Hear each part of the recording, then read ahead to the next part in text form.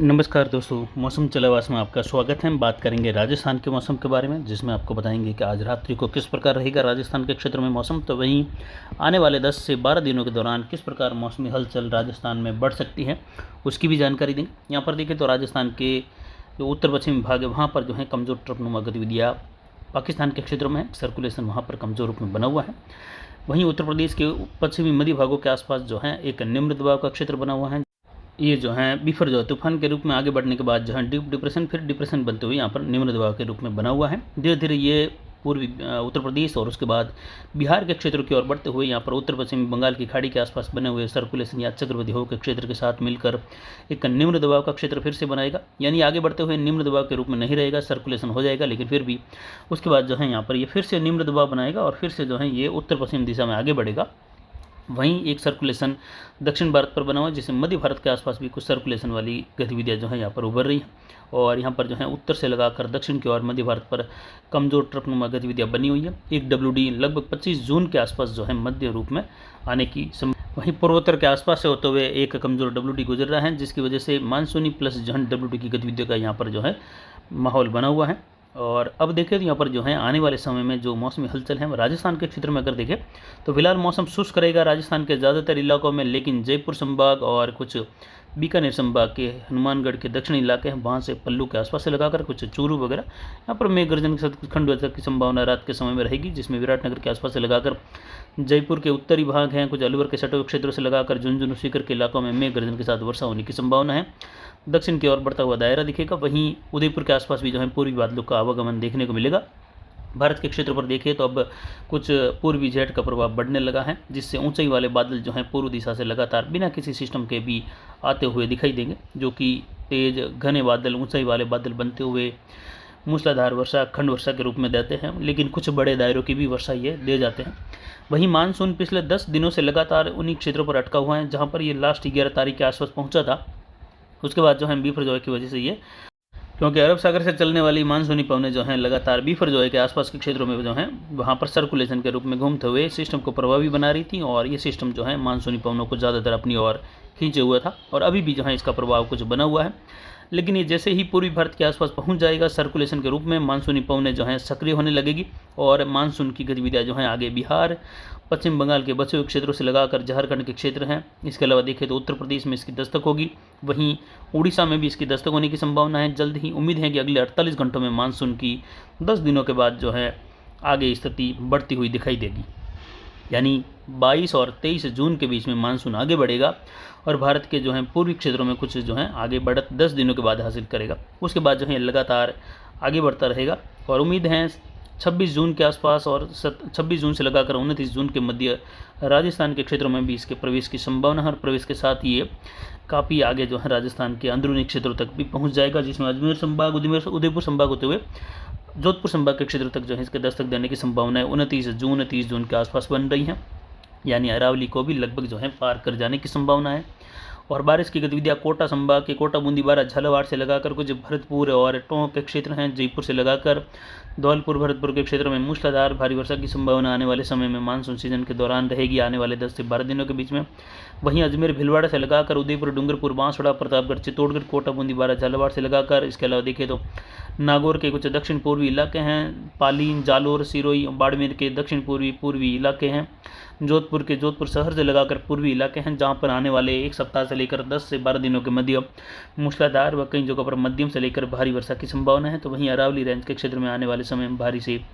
बहुत भारी वाली वर्षा की गतिविधियाँ पाली, अजमेर, राजसमंद, भीलवाड़ा, उदयपुर और सिरोही के सटे क्षेत्र हैं। तो वहीं उदयपुर के डीसा, धानेरा, थराद और जो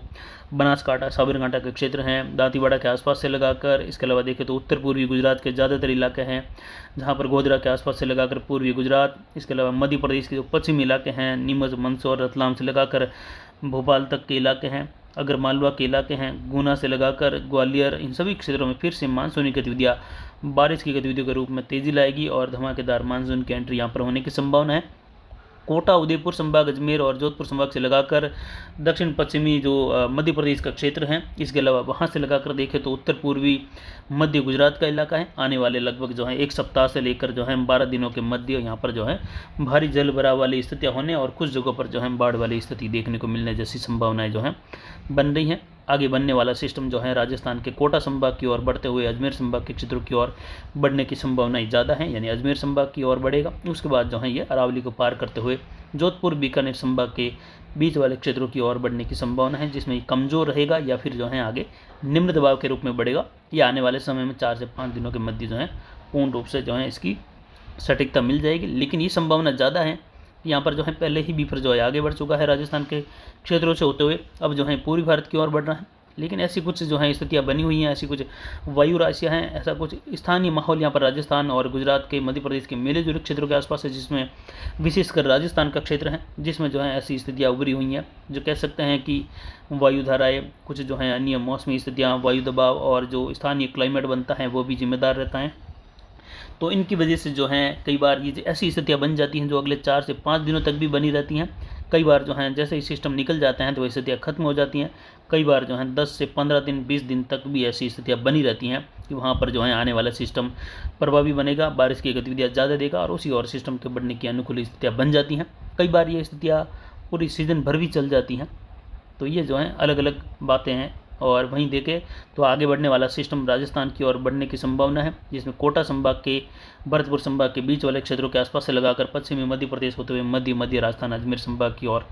बढ़ने की संभावना निम्न दबाव के रूप में रहेगी, जो भारी तो कई जगहों पर अतिवृष्टि वाली गतिविधियाँ मध्य प्रदेश, कुछ उससे सटा हुआ उत्तर पश्चिमी महाराष्ट्र का क्षेत्र है, गुजरात के इलाके हैं, दक्षिण मध्य राजस्थान, कुछ अरावली रेंज के पाली के इलाके, जिसमें आने वाले समय में देखें तो अब जो है 22, 23, 24 और 25 तारीख तक लगभग पश्चिमी राजस्थान मौसम शुष्क बना रहेगा, जबकि पूर्वी राजस्थान में बारिश की गतिविधियां जो हैं 48 से 72 घंटों के बाद में कुछ मेघ गर्जन के साथ बढ़ती हुई दिखाई देगी। वहीं जोधपुर संभाग और बीकानेर संभाग में देखें तो यहाँ पर जो है लगभग 25-26 से लगाकर आगे मानसून की गतिविधियाँ बढ़ती हुई या प्री मानसून की गतिविधियों में बढ़ोतरी होगी। उसके साथ ही मानसून की एंट्री होने की संभावना जोधपुर संभाग में ज़्यादा बनती हुई दिखाई दे रही है 29 जून के आसपास से लगाकर। इसके अलावा देखें तो जो 29 जून के आसपास का समय है लगभग 28 जून से लगाकर 2 जुलाई के मध्य का समय, जिसमें अरावली रेंज के क्षेत्रों में पाली, अजमेर से लगाकर राजसमंद, भीलवाड़ा होते हुए उदयपुर, सिरोही, इन क्षेत्रों में बारिश की गतिविधियाँ पहले ही अच्छी हो चुकी हैं। विशेषकर राजस्थान के जो अजमेर, पाली, सिरोही, उसके बाद राजसमंद, भीलवाड़ा, टोंक, इन क्षेत्रों में फिर से होने वाली बारिश और वहाँ पर जो है जो जलाशय हैं पहले ही इतने भर चुके हैं कि अब होने वाली बारिश में जो है वह इतना जो है पानी को रोक नहीं पाएंगे, क्योंकि ज़्यादातर बांध पाली के भी ओवरफ्लो हैं। तो अब होने वाली बारिश सीधा जो है पहाड़ों से निकलकर पश्चिमी राजस्थान का रुख करेगी, जिसमें आने वाले समय में पाली के कुछ जो है बाली के क्षेत्रों के आसपास से लगाकर सादड़ी वगैरह यहाँ पर जो है मूसलाधार वर्षा की संभावना, सुमेरपुर तहसील जवई बांध से लगाकर, जिसमें सुमेरपुर में निचले इलाकों में फिर से पानी भरने। इसके अलावा देखिए तो रानी फालना तहसील के क्षेत्रों में भी पानी भरने, कई जगहों पर जो है जल भराव वाली स्थितियाँ होने। पाली नेशनल हाईवे 14 के आसपास, डेंडा, खुरना, ढोला के आसपास के क्षेत्र हैं, इन सभी गाँवों में बीरामी टोल नाके के पास से लगाकर फिर से जो है जल भराव वाली स्थितियाँ बनने। इसके अलावा पाली शहर और निचले इलाकों में कुछ विशेषकर देखिए तो जो रोहित के क्षेत्र हैं यहाँ से जो है जल भराव बढ़ते हुए अब आगे जो है ये जो निचले इलाके हैं जिसमें बांडी नदी बहती हैं, पाली से निकलने वाली बांडी नदी बहती हैं फुलाद होते हुए, क्योंकि फुलाद बांध भर चुका है। हेमावास बांध भी जो है आज रात को लगभग ओवरफ्लो हो जाएगा। तो अब जो है 2 बांधों का पानी या 2 बड़े बांधों का पानी और एक्स्ट्रा हो जाएगा पाली की बांडी नदी में, जबकि बांडी नदी पहले से ही चल रही थी और अब जो है बहाव कम हुआ है। इसके अलावा देखें तो लूणी नदी में बहाव बढ़ेगा जो चल रही है। अजमेर के कई क्षेत्रों में जो है बांधों में जो है भारी जलावक हो चुकी हैं। इसके अलावा जो